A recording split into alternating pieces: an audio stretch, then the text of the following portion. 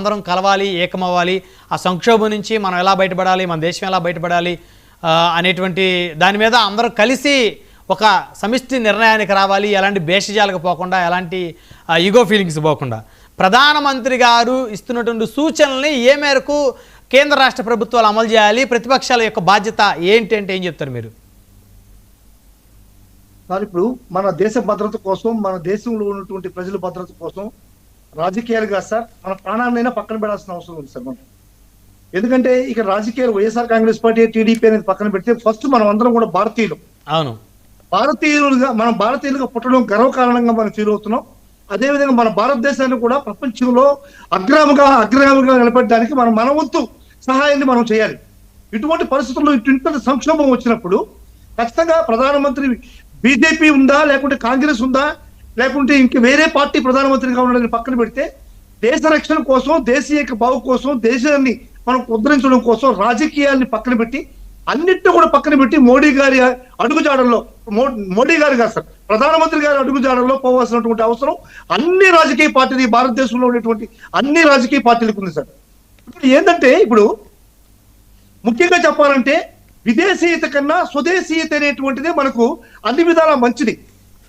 మన దేశంలో, మన రాష్ట్రంలో, మన ప్రాంతంలో దొరికేటువంటి వస్తువులు మనం తినడం, మన ప్రాంతంలో ఉన్నటువంటి వస్తువులు మనం వాడుకోవడం వల్ల మన యొక్క ఆరోగ్య పరిస్థితులు కానీ, మన యొక్క మన ఏజ్ ఫ్యాక్టర్ లిమిట్స్ కానీ పెరగడానికి అవకాశం ఉంది. ఎక్కడో ఉన్నాయి సార్, ఎక్కడో విదేశంలో, ఆస్ట్రేలియాలో దొరికే ఫ్రూట్స్ తీసుకొచ్చి ఇక్కడ కొనుక్కొని మనం తింటున్నాం. మన దగ్గర దొరికేటువంటి జామ పండుని పక్కన పారేస్తున్నాం. ఇటువంటివన్నీ కూడా ఈ విదేశ ముసుగులో ఈ యొక్క విదేశమైనటువంటి ఒక క్రేజ్ లో మనం బ్రతికిపోతూ మన దేశాన్ని అగౌరవపరుస్తూ మన దేశాన్ని మనం కిచ్చిపుచ్చుకునేటువంటి పరిస్థితి ఉంది. ఇప్పుడు మోడీ గారు పెంచినటువంటి పిలుపు మన ఆరోగ్యాన్ని కాపాడుతుంది, మన రాష్ట్రాన్ని కాపాడుతుంది, మన దేశాన్ని కాపాడుతుంది, మనల్ని కాపాడుతుంది సార్. కాబట్టి ఇవన్నీ కూడా ఈ బంగారం కొనడం కానీ, ఈ పెట్రోల్ వాడకం కానీ, పెట్రోల్ వాడకుండా సార్ ఒక వ్యక్తి 10 కిలోమీటర్లు, 5 కిలోమీటర్ల మైలేజ్ ఇచ్చే కారులో ఒక వ్యక్తి బయట వెళ్తున్నాడు. ఇటువంటివన్నీ కూడా అవాయిడ్ చేసి ఈ యొక్క పబ్లిక్ ట్రాన్స్పోర్ట్ లో 10 మంది, 20 మంది, 50 మంది, 100 మంది పోయేటువంటి ఈ పబ్లిక్ ట్రాన్స్పోర్ట్ లో పోవడం వల్ల డీజిల్ ఆదా అవుతుంది, పొల్యూషన్ కంట్రోల్ అవుతుంది, ఎన్విరాన్మెంట్ లో కూడా సురక్షితంగా ఉంటుంది, మన ఎకానమీ మనం విదేశ ద్రవ్యాన్ని మనం కంట్రోల్ చేయగలుగుతాం. ఇవన్నీ కూడా మనకి ముందుకు ఉన్నాయి సార్. కానీ ఒకటి మాత్రం పెద్దలు చాలా మంది చెప్పారు, పోలవరం ఆపేయాలని. కానీ మనం చేసేటువంటి పనిలో, మనం తీసుకున్నటువంటి నిర్ణయాల్లో లాభ నష్టాలు కూడా మనం బేజురేసుకోవాల్సినటువంటి అవసరం ఉంది. పోలవరం అనేటువంటిది మనం పెట్టడం వల్ల విదేశ ద్రవ్యాన్ని మనం పూర్తిగా అవాయిడ్ చేసేటువంటి పరిస్థితి మనకు లేదు సార్. పెట్రోల్ కొనాల్సిందే, ఇంకోటి కొనాల్సిందే, ఇంకోటి మెడిసిన్స్ కొనాల్సిందే. కొంతవరకు తగ్గించగలం కానీ 0% చేసేటువంటి పరిస్థితి ఏ కంట్రీకి కూడా లేదు. మన ప్రొడక్ట్స్ కూడా వేరే కంట్రీ 0% అనేటువంటిది ఇంపాసిబుల్. ఆ వచ్చేటువంటి పర్సంటేజ్ లో ఒక 10% కొంటావా, ఇప్పుడు కొనే దాంట్లో 10%, 20%, 30% మనకు తప్పదు. ఈ కొనేటువంటి ఈ యొక్క విదేశమైనటువంటి ఈ ప్రొడక్ట్స్ ని మంచి కార్యక్రమాలకి ఉపయోగించుకోవాలి. మనం అనవసరంగా ఈ యొక్క పెట్రోల్ కార్లకి, డీజిల్ కార్లకి వాటికి ఉపయోగించుకోకుండా ఏదైతే ఈ యొక్క పోలవరం కన్స్ట్రక్షన్స్ ఉన్నాయో వాటికి ఉపయోగించుకోవడం వల్ల రైతులు ఈ యొక్క అగ్రికల్చర్ ప్రొడక్ట్స్ కూడా బాగుపడేటువంటి అవకాశం ఉంది. ఎందుకంటే ఇప్పుడు పోలవరం కట్టుకుంటా ఉంటే చాలా వరకు వాటర్ సోర్స్ కూడా తగ్గిపోయేటువంటి అవసరం ఉంది. రైతులు కానీ పండియకుండా ఉంటే అసలు మనకు తినడానికి తినలేదు.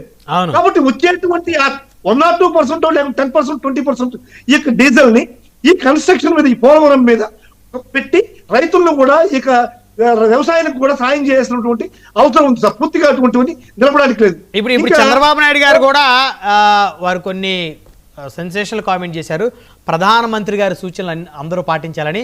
అయితే వర్క్ ఫ్రమ్ హోమ్ గురించి కూడా వారు కూడా మాట్లాడుతూ ఉన్నారు. ఈ అంశం నేను గతంలోనే చెప్పాను, వర్క్ ఫ్రమ్ హోమ్ గురించి ఇది అని చెప్పేసి ఆ అంశం గురించి మాట్లాడుతున్నారు. ఇంకో కీలకమైన అంశం ఏంటంటే కాన్వాయ్లో ఎక్కువ వాహనాలు కూడా మనం తగ్గించాలి అనేటువంటి స్టేట్మెంట్ ఆయన ఇచ్చారు.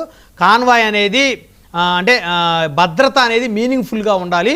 సో అందరూ కూడా 10, 15, 20 కార్లతో కాన్వాయ్ అనేది కూడా కరెక్ట్ కాదు. ప్రస్తుతం దేశ పరిస్థితుల దృష్ట్యా మనం యుద్ధ ప్రభావం మన మీద ఏ మేరకు పడుతుందో దాని మీద మనం చర్యలు పాటించాలి, ప్రధానమంత్రి గారి సలహాలను, సూచనలు పాటించాలని చెప్పేసి ముఖ్యమంత్రి గారు కూడా మాట్లాడుతున్నారంటే పరిస్థితి ఏ విధంగా ఉండబోతుందో మనకు చాలా క్లియర్గా అర్థమవుతుంది. అంటే మనం ఒక విపత్కర పరిస్థితులను ఎదుర్కోబోతా ఉన్నాము, ఒక సంక్షోభాన్ని మనం ఎదుర్కోబోతా ఉన్నాము. సో కాబట్టి ఇప్పటికే కొన్ని ప్రైవేట్ కంపెనీలు వర్క్ ఫ్రమ్ హోమ్ను ప్రకటించినటువంటి పరిస్థితి. సో తప్పనిసరి అయితేనే ప్రయాణం కూడా చేయాల్సినటువంటి పరిస్థితి. సో ప్రతి వస్తువు కూడా చాలా జాగ్రత్తగా ఆదా చేయాలి, మన రూపాయి వాల్యూ పడిపోకుండా చూసుకోవాల్సిన బాధ్యత ఉంది, బంగారాన్ని కొనకూడదు. సో ఈ విధంగా కొత్త కొత్త పాలసీలు కానీ లేకపోతే కొత్త కొత్త విధానాలు కానీ ఇప్పుడు దేశ ఆర్థిక పరిస్థితిని మెరుగుపరిచేటువంటి దిశగా, సంక్షోభాన్ని అధిగమించే దిశగా రాష్ట్ర ప్రభుత్వాలు చర్యలు వేగవంతం చేస్తున్నారు, స్పష్టంగా కనపడుతుంది. మధుసూదన్ రెడ్డి గారు సార్, ఇప్పుడు చంద్రబాబు నాయుడు గారు ముఖ్యమంత్రిగా ఉన్నారా లేకుంటే జగన్మోహన్ గారు ముఖ్యమంత్రి ఉన్నారా, ప్రధానమంత్రి మోడీ గారు ఉన్నారా అనేది పక్కన పెడితే సార్, భారతదేశం కోసం ఎవరు చెప్పినా సరే మంచి జరుగుతుందని చెప్పంటే ప్రతి ఒక్క పౌరుడు కూడా పాటించాల్సిన అవసరం ఉంది సార్. అవును, చంద్రబాబు నాయుడు గారు చెప్పేటువంటివి మంచివైతే మన దేశ రక్షణ కోసం, మన దేశం బాగుపడుతుంది అనుకుంటే ప్రతి ఒక్క పౌరుడు కూడా రాజకీయాలకు అతీతంగా మేము సపోర్ట్ చేస్తున్నాం సార్. ఇప్పుడు వచ్చిన సమస్య అంతా ఏంటంటే ఏవేవి చేయకూడదు, ఏవేవి చేయాలా అనేటువంటివి మాత్రం మనం బేరు చేసుకుని మనం చేయాల్సిన పరిస్థితి ఉంది. పోలవరం లాంటివి చేయాలి, రాజధానులు లాంటి, ఇప్పుడు అమరావతిలో రాజధాని ఉంది, రాజధాని విషయానికి వస్తాం. రాజధాని ఇప్పుడు హైకోర్టు ఉంది, హైకోర్టులో ఏ స్టేజ్ గా జరిగేటువంటి పరిస్థితి జరుగుతున్నాయి, ఈ వచ్చే కేసులు జరుగుతున్నాయి, జడ్జిలు కూర్చుంటున్నారు, అదేవిధంగా అక్కడ ఉన్నటువంటి వాదనలు జరుగుతున్నాయి, అన్ని జరిగిపోతున్నాయి. దీనికంటూ ఆర్భాటం కోసం కొత్తగా ఒక కట్టాల్సినటువంటి ఈ యొక్క హైకోర్టు లాంటివి మనం ఈ 2 సంవత్సరాలు మొత్తం పోస్ట్పోన్ చేసుకుంటే మనకు మంచిది. పోస్ట్పోన్ చేయడానికి ఎట్టి పరిస్థితుల్లో మంచిది కదా సార్. ఎందుకంటే పోలవరం అనేది ఎసెన్షియల్.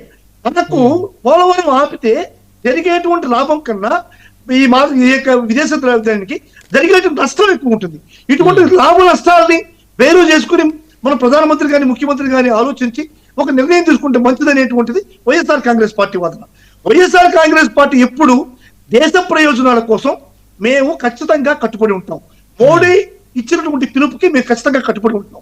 దేశ ప్రయోజనాల్లో దేశాన్ని ప్రపంచంలో ముందుకు తీసుకుపోయేదానికి వైఎస్ఆర్ కాంగ్రెస్ పార్టీ, మా పార్టీ ఒక అడుగు ముందుంటుందే కానీ ఎట్టి పరిస్థితుల్లో మేము వెనక లాగడానికి ట్రై చేయం. ఖచ్చితంగా మా